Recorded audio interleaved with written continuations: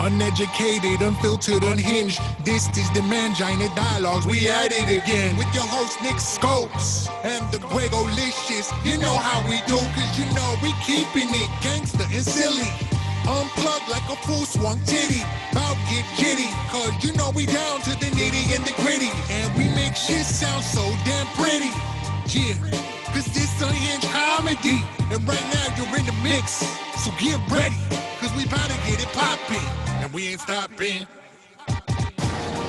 Uneducated, unfiltered. Hello and welcome to the Mangina Dialogues. I am your host, Nick Scopes. And I'm the Gregolicious.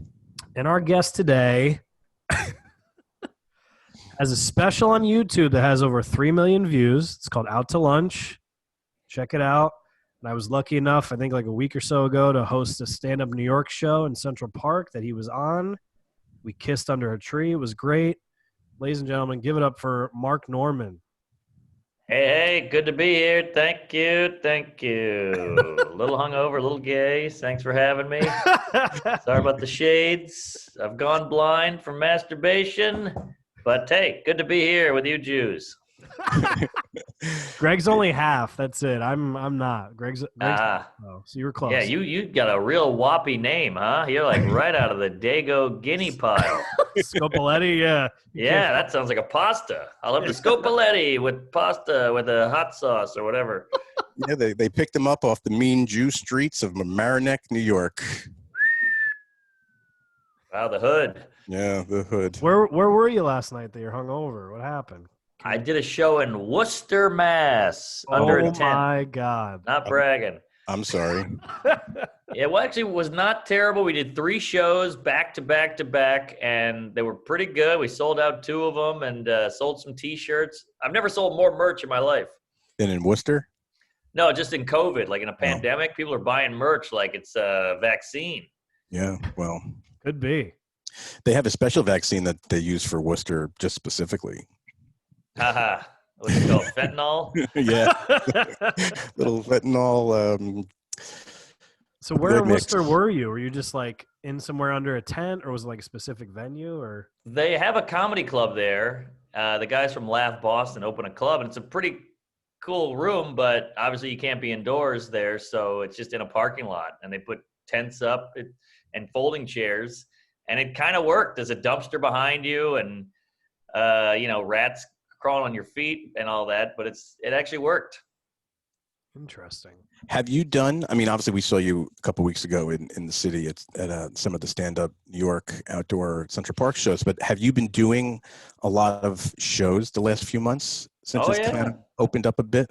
Every night, every weekend. I mean, these comedy club producers, they're like sewer rats. They just make it work. They adapt. Right. They're like, oh, this is how we can't do this. Well, we'll do that. And then we'll get a tent, and then we'll get an amp, and then we'll get a stage, and, put some plastic between the tables. We'll knock it out. And I'll tell you, a couple people are thriving in this. Like I know a guy who has a comedy club in Pennsylvania. The comedy club is like doing okay kind of month to month. And now he brought it outside. He put sand on there. It's like a beach party. There's a beach ball going. Everybody's drinking outdoors. He's doing better than he ever was. Wow, that's awesome. So you've been traveling too. So not just in and around the city in Jersey and Connecticut. Oh, dude, I'm all over this tri-state area. I was in D.C. last weekend. I went to Texas in June and July when it wasn't spiking yet. Right. And then I, did a couple things here and there. I've been to Utah. Yeah, I've been around. Wow. Utah. What's that like?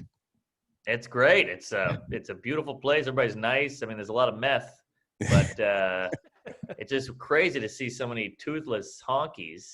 But Utah's such a weird place because it's a lot of Mormons. Yep. And they can't have caffeine. They can't have alcohol. They can't have sex. They can't have fun. But it's caused them to be kind of repressed. So they all have neck tattoos and do meth and, watch a ton of porn. So they don't drink, so then they put all that vice into something else. Yeah, I was in Utah one time in Salt Lake City, and it was the strangest experience that of any actual city in the United States I've been to because of all their different weird rules and laws and how the people navigate all that shit. It's pretty wild. It's wild, yeah. They're so religious, and it's like a bubble. They're in those mountains, and they just ski, and don't fuck, and listen to heavy metal. Except they have we have a friend that's that lives out there, and he's an ex-baseball player, and he has what, Nick? How many kids does he have? 6 kids? 5 or 6, easy. Yeah, it's crazy. Gross. Now, And I don't think they're Mormons. do they have coffee shops and shit out there, or can you buy alcohol since there's no drinking or caffeine? What's the? Yeah, they just put a cap on everything. You can get coffee, but it's less coffee shops, and the alcohol they stopped serving at bars at 1 a.m. So they just don't want you to get crazy over there. So if you go to Utah and you drink a cup of coffee and jerk off to porn, you're like a rebel. I'm gonna do that right now in Connecticut. Yeah. So when you go and you have shows there, do you do any of their morning shows or radio promo stuff? No, actually, No. I don't think they don't think they have any press. It's a pretty good club. They sell out, and they love comedy because we can go up there and say, all these horrible things, and they're like, it feels good. Somebody's saying it. And, a couple of New Yorkers come out there, and we're like, you guys are weird. What's up with this? No coffee, you Mormon freaks. And they're like, yeah. They love that fish out of water thing. Whoa, an outsider's in here. He's different. What is that, a Jew? So the crowds there are pretty hot. They're ready to go. Great crowds. Yeah, every dude looks like an out-of-work MMA fighter, and every woman looks like an old porn star. Out-of-work MMA fighter. Yeah. I mean, Sounds hot, man. That's hot. It is. It's kind of hot. So I think the night we saw you, that Nick hosted that show Under the Tree, you were doing, I heard 3 or 4 shows that night between Central Park, Jersey, and way out in Brooklyn. Oh, that's right. Wow, great memory. Well, I just remember you said that, and I was like, you were like, yeah, I want to go because, we thought you'd be the headliner or whatever the show, and you're like, I don't know. Can I go first? I have to get to Jersey City and then Brooklyn. And I was like, holy shit. Yeah, we did that park show was at 6 p.m. So I had it all mapped out because I just say yes to everything. And then the day comes and they go, we'll see you at 8. And then the Brooklyn show goes, we'll see you at 8. And then the show in Jersey is like, we'll see you at 8. I'm like, oh, shit. So I had to map out. I did the park show at 6, flew out to Brooklyn, went all the way out to Bushwick in some warehouse, in a rape alley. I stepped on a needle. There's graffiti everywhere. There's a drive-by and all this shit. And there's a Mexican guy selling papaya. You knock that show out. Then you get on the L, get back to Manhattan, jump on the PATH train, then go to Jersey City. I had a guy pick me up at the PATH station in Jersey City, whipped me right over to the gig, ran right on stage, knocked it out, and went home. So Damn, how long are you doing at these shows, Brooklyn and Jersey City and all that? Well, the park show was 10 minutes. Brooklyn was 15 minutes. And then the Jersey City was a half hour. I headlined it. So I had to make it. Yeah. That's intense. Is that are you doing that many multiple times a week? I'm doing a lot. I did 3 hours last night, literally, And then tonight I'm at Bananas. That's 2 shows. That's 2 hours. And tomorrow I'm at Bananas again. That's 2 shows, 2 hours. So I'm getting up. Are you working out a lot of new material? A lot of new, because I put that special out. Right. And a lot of people saw that who'd never heard of me. So they're like, oh, we saw your special, so we'll go see you. And they don't want to see the same thing they just saw on YouTube. So I got to mix it up. Yeah, I got to tell you, the special's phenomenal. Oh, thank you, sir. And whenever I talk to God, I spend a lot of time in LA, and whenever I talk to any of my friends, we go to the Comedy Store or wherever, and we always someone brings up favorite comedians, and undoubtedly someone brings up your special and is like, that's the best special I've seen in over a year. And wow. I agree. I watched it again last night just to brush up on it because I saw it when you first put it out, and I was trying to bounce between watching your special and waiting for them to say Trump has COVID and and trying to stay awake. And it was way past my normal time. I crash. Nick will make fun of me because I'm old. And I was in tears, in tears. And it's the second, third, fourth time I've seen bits and pieces of it. Thank you. How long did you work out that material before you did that taping? Well, that's a good question there, LP. I actually couldn't sell the special. The hour was locked. I was like, this is my hour set. I'm doing it in Funny Bones, improvs, hoo-ha-has, and bonkers, and all these shit rooms.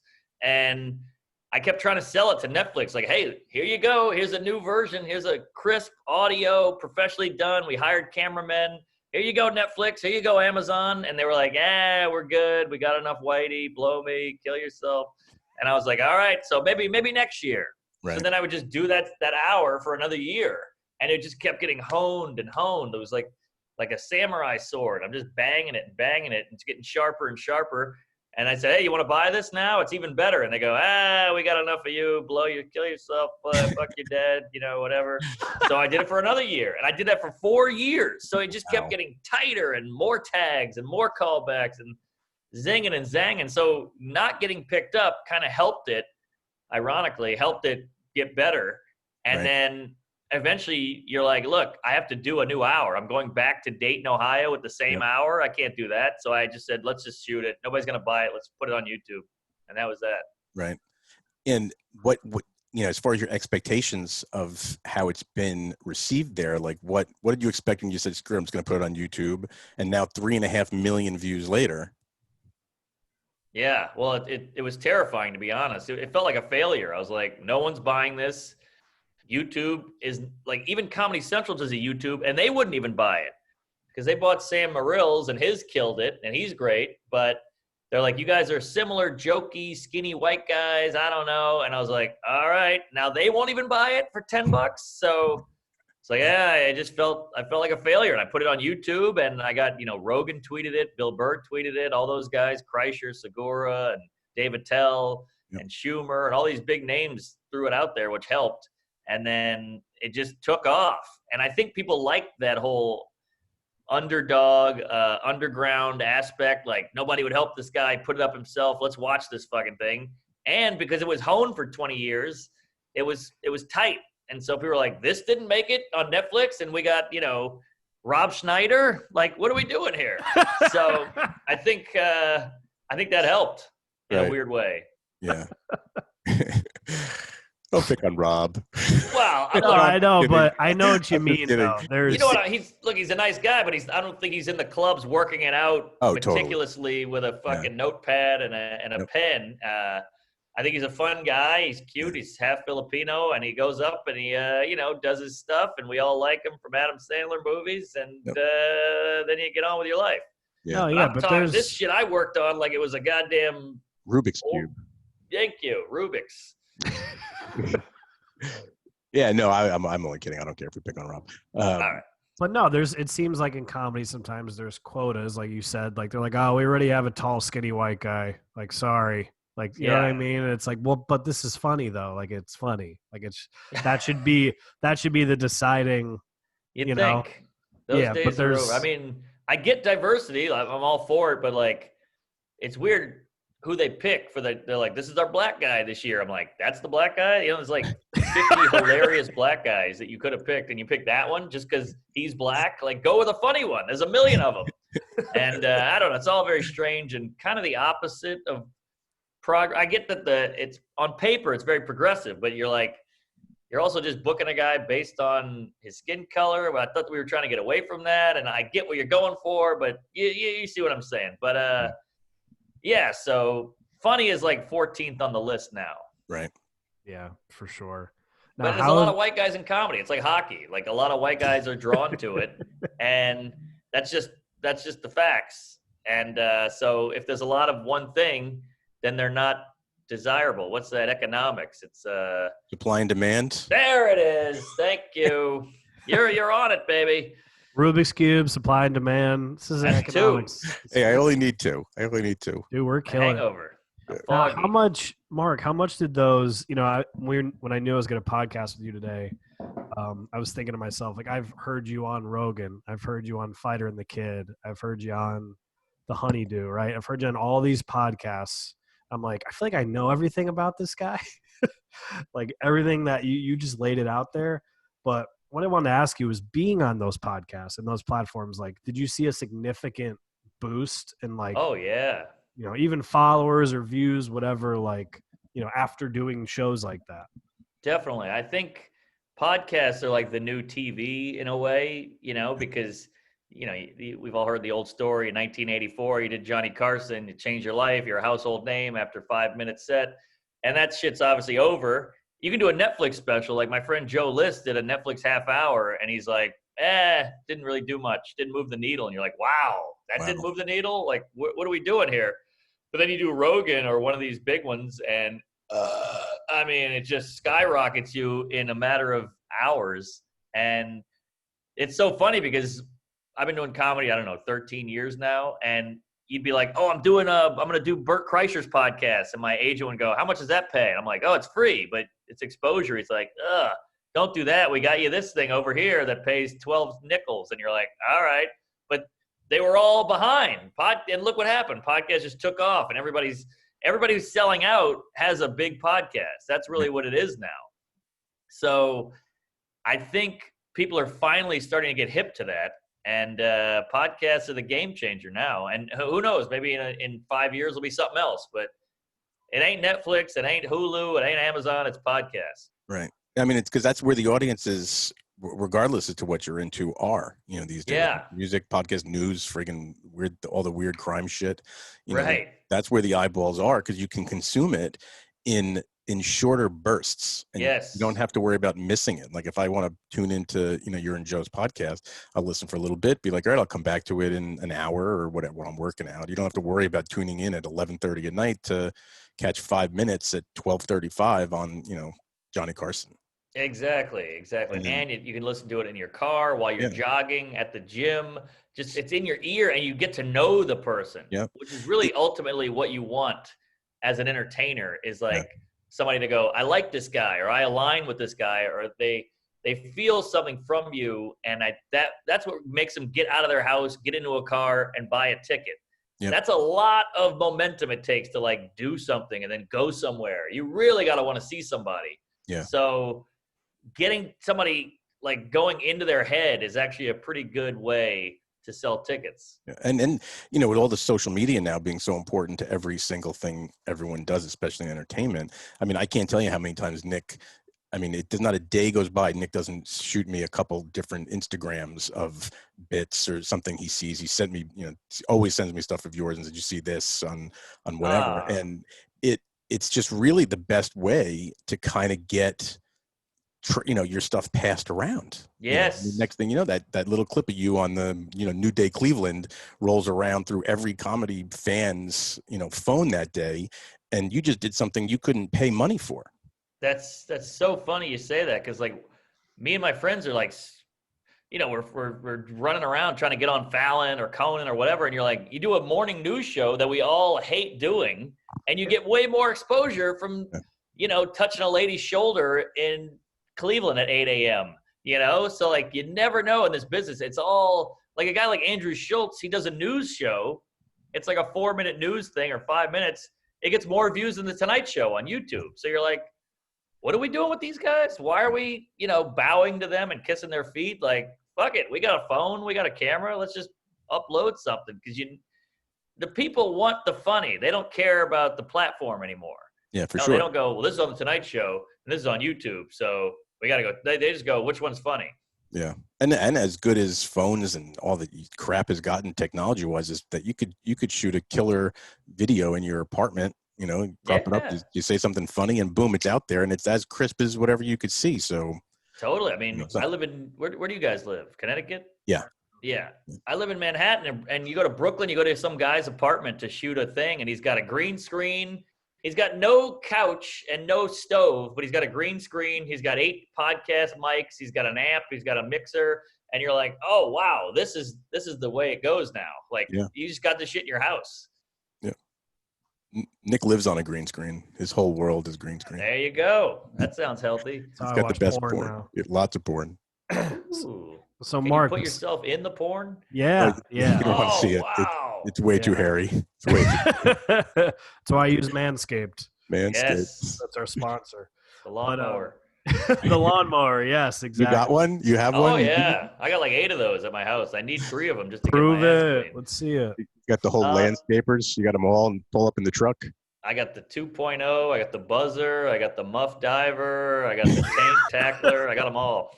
Are you clean right now? You clean downstairs right now? No, my gal likes a full manly bush.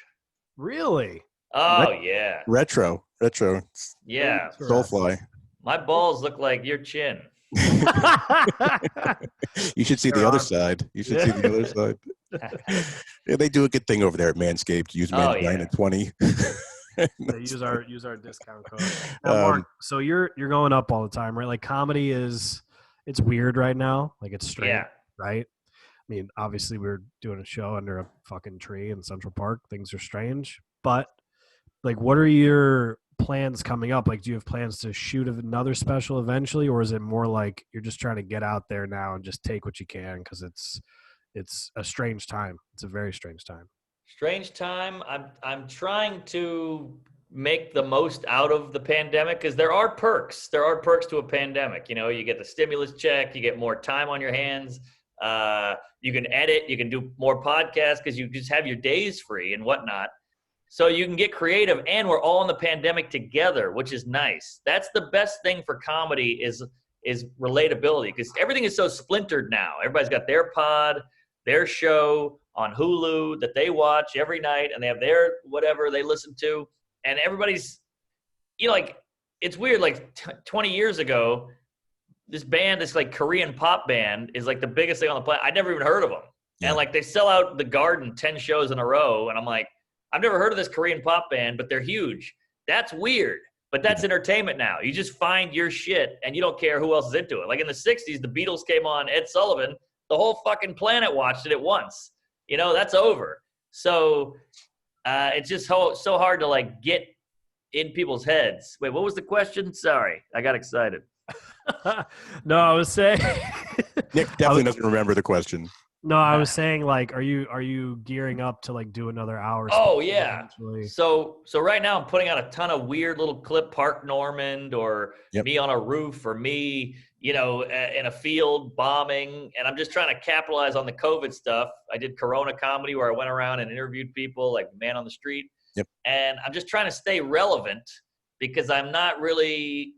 I don't want to fly to LA to do Bobby Lee's podcast and fly home. You know, it doesn't seem worth it, even though it probably is. But so I'm like just trying to put my own shit out. I'm building up my channel. I'm using this pandemic time to just build a following and then write new material. So I'm hiding and working on the material quietly.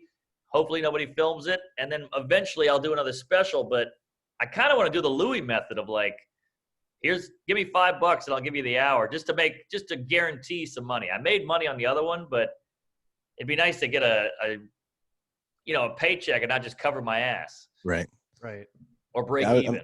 I was going to ask you that, like, what, you know, having the success, 3.5 million views on your one that's been out now and not that long, is that opened your eyes to maybe doing it more on your own? Yeah. Definitely. And realizing it yourself as opposed to going to, you know, a Comedy Dynamics or a Netflix or whomever and kind of giving away the farm just to have a broadcast partner when you've proven you could do it on your own. Totally. I mean, and I'm still learning as I go. I'm so clueless with tech and all that shit and computers I'm horrible at. So like every 6 months, everything gets cheaper. Like if you asked me 5 years ago, hey, you going to shoot a special? That's going to be 50 grand. If you want it to look decent, 50 grand, 30 grand, maybe. Right. And I shot mine for 15, and I tell people that, they're like, 15? You got ripped off. You could have done it for 8. And I'm like, geez. So now you're like, yeah, fuck it. Why wouldn't I do it myself? Yeah. So, and you have complete control. You own it. You can do whatever you want with it. You can cut it up. You can put it on Instagram, half of it on Facebook, whatever the hell you want. So, like, I have friends who sold theirs to Comedy Central for a nice little purse. Yep. But I've already made more on mine than they did on their paycheck. Right. And it's just the first 4 months. So in 10 years, who knows what I'll accumulate on it? Yeah. You know, with your YouTube ads and your, you know, whatever the hell, Venmos and donations. So yeah. I think doing it yourself is the way to go. Right. The beauty of a Netflix tapping you, it's a couple things. Comics were insecure. We need validation. So if Netflix goes, we want your special, you go, woo, I feel good. I'm so flattered. They accepted me. They like me. Oh my God. Nobody wants to admit that, but we have that. And 2, if Netflix goes, we'll shoot it, you go, great. I'll just go on stage, wear a nice leather jacket, do my jokes. You guys hire the cameraman, the building, the lights. You take care of all the editing. I don't have to lift a fucking finger, and I get a fat paycheck. But if you do it alone, You got to, everything's hands on. You got to hire the cameraman. You got to sit with the editor. You got to pick the title. You got to pick the font. You got to pick the music. I mean, it's just so many choices. But when they do it, it's just like, hey, you figure it out. Blow me, kill yourself, whatever. So there's ups and downs. Right. Sorry, these answers are so long. No, they're great. I mean, it's, Don't worry I just about love it. hearing it. And, you know, because everyone has a different, you know, to your point, like, do you want to be hands-on? Do you want to just sit back and Right. let someone else deal? And I guess it all depends on where you are at that time. Yeah. And yeah. how big that check is. You Right, know, right. if they you know, load up the truck like the Jerry Seinfeld truck, you know, and those trucks, then it's a no-brainer. You know, Yes. why go to that trouble? Totally. Going to just give you all that dough. But yeah, it's just wild how things, you know, sort of take shape these days on the internet, and you don't need all those people the way even 5 years ago you did. No, I always compare it to the Jews. You know, the Jews moved here. They weren't allowed anywhere. Everybody made fun of them. Big nose, Hebe, Jaime, the whole thing. And then they go, well, if you're not going to allow us to do anything, we'll just Run it all. we'll run everything. We'll have our own accounting. We'll have our own banks. We'll have our own real estate. We'll have our own restaurant, whatever the hell it is. And now they're number one. They own the weather. Like, they're killing it. So I feel like comics are like that. Like, oh, Netflix, you won't give me anything? Well, I'll just go make my own shit. And maybe you'll be knocking on my door one day. Actually, Byron Allen owns the weather. Ah. Quite a he's coup. unleashed. Quite a coup. So, I mean, I'm kind of curious as to your, like, I mean, we talked a little about your writing process now, just writing. I'm assuming you go everywhere with a notepad and you're just making observations and writing stuff down, and there it is. Look at that. Whoa. That was your back pocket? Yeah. You were sitting on that? Every day. What are you, Costanza? I know. I got a file cabinet under half my ass. You're going to rotate your pelvis, dude. Take care of your low back. I don't want you Well, I got a wallet on the other side, so it kind of evens Right. out. Okay, there you go. So what's that? Those are just little notes you'll make to yourself. Something comes up, bang, note, wherever it is. And Pretty much. This is a set list. This is the new hour. And I hope you can't read that, but it just joke. Right. It's falling apart. It's like an old treasure map, and I've pissed on it, I'm sure. But yeah. And then this is like the new stuff I got to get working. Hitler, sister, apple, corn, black.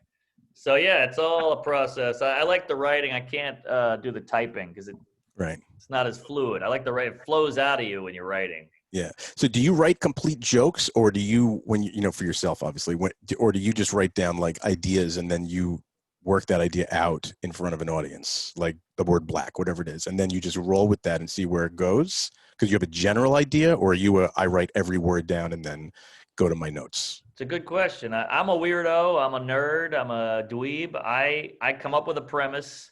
You know, we'll just take anything. Like, here's an old joke of mine. Like, I was hooking up with a girl, and she goes, I'm not wearing any underwear. And then, well, in my head, I'm like, oh, well, would that stop me? You know, like, do you see underwear and go, oh, I'm out. I don't get it. Like, what's the difference? I don't get it. So you're like, okay, that could be a bit. That could be something. And then I have that nugget, and then I walk around my apartment or on my roof with a pen in my hand, like a microphone, which is super embarrassing. If anybody walked in on me, I'd want to kill myself. But I just talk it out. And I go, that sounds like a bit. That's something. And I write that down, that line. That's a key part. You know, a bit is almost like trail mix. The punchlines are the M&Ms. But you still need the raisins and the cashew in there. And that's like the setup and the premise and all that. So, like, I just get the punchlines down. I go, all right, this bit has what I think is 3 punchlines. So I'll write underwear, and then I'll write first, second, and third. And those are the punchlines. And I can fill in the gaps of the setup. Right. I go on stage. I try it clumsily. You know, you're fumbling through it because it's new. And then maybe one of those punchlines out of the 2 will work. If you're lucky, you get one. Yep. And I'll just keep that and then go back to my apartment, do the talking out again, knowing I have the 1 punchline, and maybe try to get as many more as I can, bring that on stage. One of those new ones worked. Now I got 2 punchlines and a joke. Now it's working. Now it's in the act. And then over time, maybe I'll come up with a tag and whatnot. Right. Yeah, and that's the process. Right. No, that's awesome. I was just curious. Thanks for giving me that complete answer.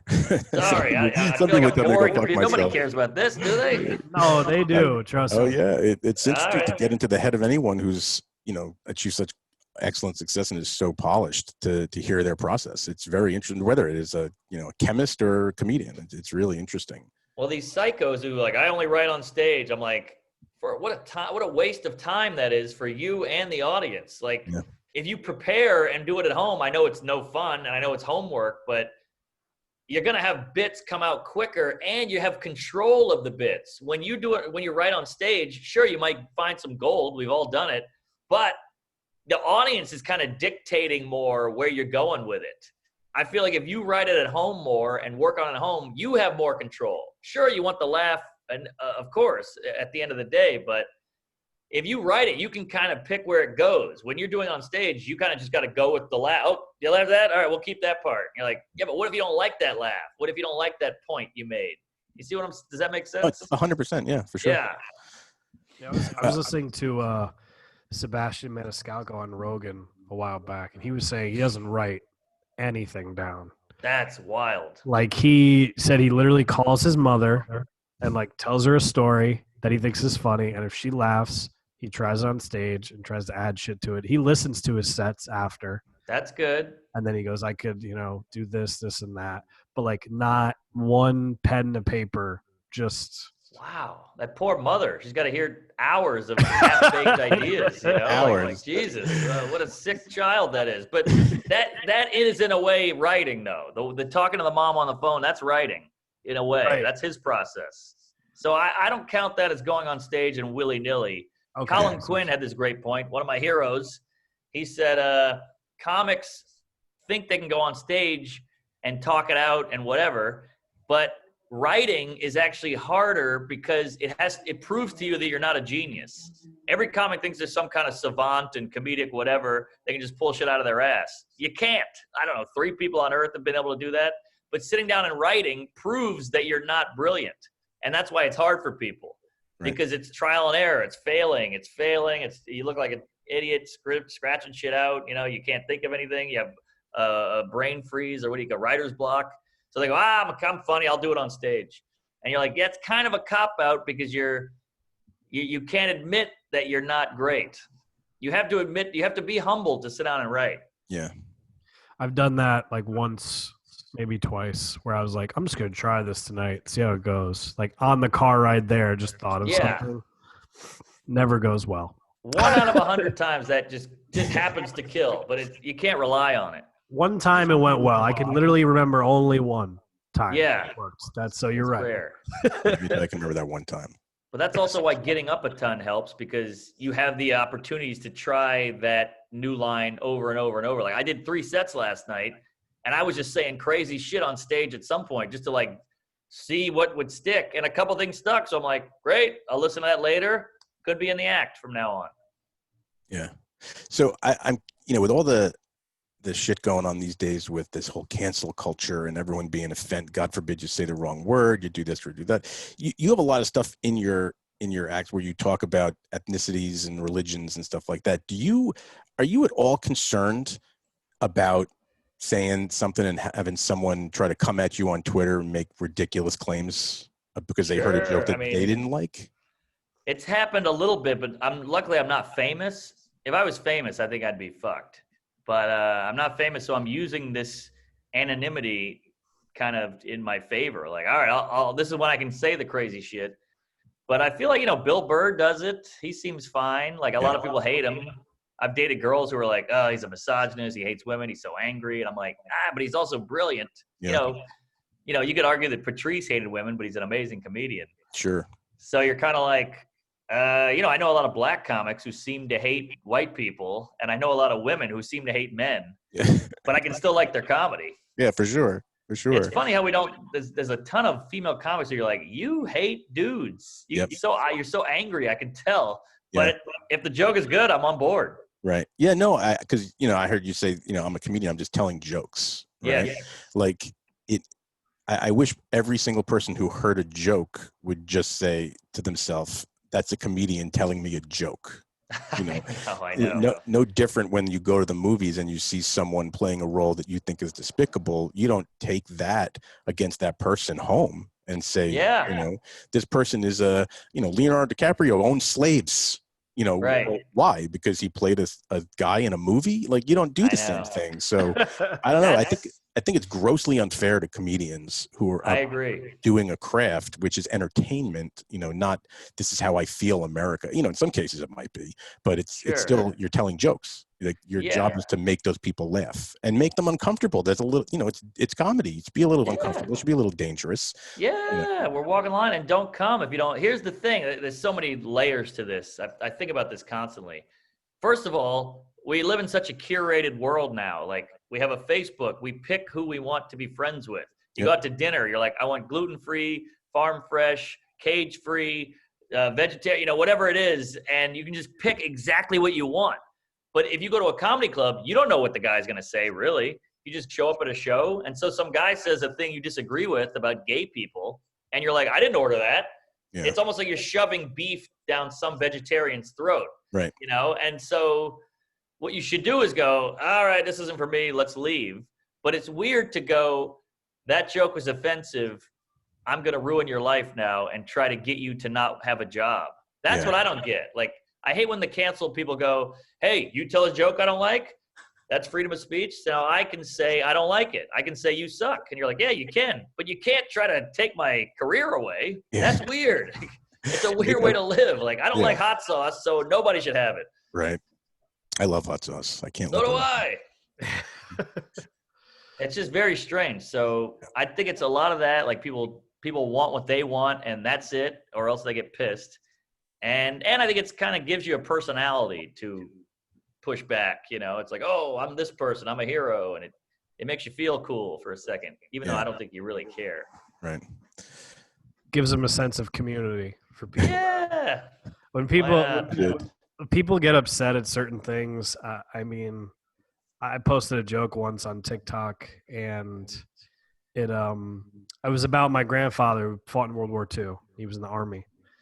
And I said he was in a platoon versus a whatever. I mean, I didn't know. It was fucking World War II, right? The comment section just blew up Yeah. with people saying like, they're like, well, it wouldn't be a platoon because that was in Vietnam, and like, blah, blah, blah. And I was like, go to work. What are you guys Yeah. doing? I know. Like, why the fuck are there 30 comments about this shit? Like, I don't know. I was telling a joke on stage. Like, I was panicking 5 minutes before that. I mean, I fucked Right. up one word. You know what I mean? Like, Well, that's the thing. I mean, I feel like I talk about this too much because I talk about it on every podcast, but every joke is like mechanics. That's all it is. Like, if I make a school shooter joke, I'm not pro school shooter. Right. I just said, hey, when I was a kid, we used to yell shotgun to take front seat. Now kids yell shotgun in a classroom. And they're like, oh my God, it's insensitive. And I'm like, well, I just had the word shotgun in there twice. I just heard shotgun. I'm like, oh, I could make a joke out of that. I don't give a shit. I don't want people to die. I'm just using the mechanics of the wordplay.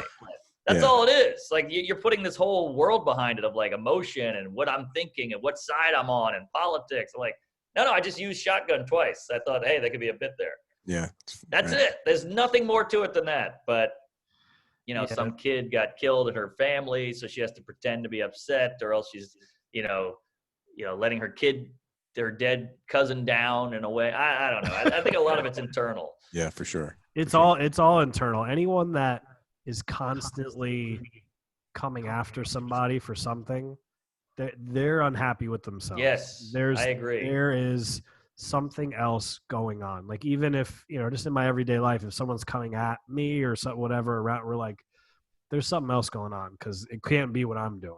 Like, Yeah, not that I'm never annoying or whatever. No, we're all flawed. Never. Never. but people that are coming at it's very much about emotions, and they're, it's personal. There's so much And- content out there. Just go Right. look at something else. I know, and it's weird because it's almost like they want you to be evil. Like let's say they go, I heard that joke, so you're a racist. And you're like, well, actually, my wife is black. And they go, all right. You're like, what do you mean, all right? I just proved you wrong. You got to go, oh, geez, okay, I called you a racist. I called you this horrible thing. You proved me wrong with your black wife, which is a pretty good answer, pretty good evidence that you're not.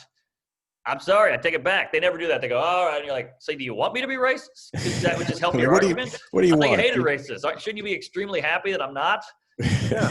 But you Like don't really that- give a shit. back to your point about Bill Burr, like they were saying shit, he's a misogynist. It's like he's a married man. He's been with the same woman for a long time, and he has a daughter. Two daughters. He has 2 daughters now. Okay. He has that he talks about all the time, and he loves them. And it's like, yeah, he's making jokes on stage to be entertaining. That's all. Like, you think he actually fucking hates women? Like, you really think like he's right? Like, what do you fucking? And if he does, okay, that's just how he feels. Like, there's a lot of people who hate men, or a lot of people who hate Asians. Like, I made a joke about Nikes, like how little Asian boys make them, like in a sweatshop, and I got yelled at, and I was like, I'm not in the sweatshop. I'm not saying it's good. It exists. So I made a joke about it. Like, get mad at the sweatshop. Go shut them down. What are you doing attacking me? This is doing nothing for the kids that you claim to love or care about.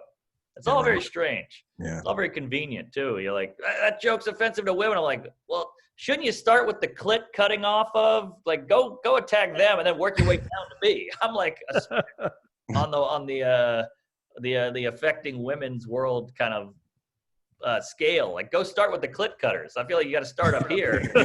You got to work your way down to me. I'm telling a joke in a bar in Bushwick. Yeah, right. So I want to talk a little bit about your podcast with Joe for a second, right? So, I mean, how long have you been doing that? 4 years? No, I think 6 or 7. I was going to say a long time. It took a long time to get going. So, I mean, you guys have had a lengthy partnership, right? Doing the podcast. And the whole phenomenon of podcasts really the last year is when everyone exploded into having one, right? Yeah. You guys have been in the forefront for now. I thought 4 or 5 years, but obviously longer. What, where have you seen the changes in the podcast world, from when you guys started? Like, and I'm assuming when you started, you were just like, hey, let's have some fun. Let's do this podcast. And now you have, this lengthy podcast with Joe. What do you see? What makes you guys good together?